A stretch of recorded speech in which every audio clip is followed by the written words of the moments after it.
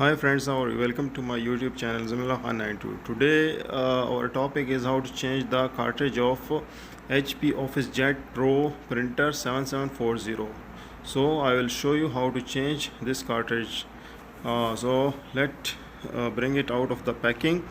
Then I will show you how to install the new cartridge and remove the old one. So you must open this cover. When you open this cover, the cartridge, all the cartridges are coming in front of you. If you see inside, I will show you now.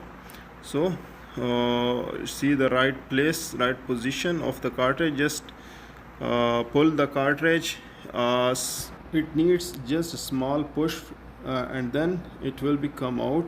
If you see, just push it, just a small push, and then it will become out. There are three color and one black cartridge. Our black cartridge is finished, so we are after installing this cartridge, you can see here it will automatically start setting, checking genuine HP cartridge installed. So press OK here.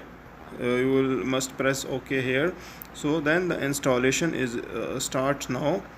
What you say that in progress, do not interrupt. So do not printer maintenance is in progress, do not interrupt. So let's wait for the installation of the cartridge. After finish, it will show us to start the printing. Once it will come to the normal position, do not remove the cable or do not give any command to the print. So let it finish.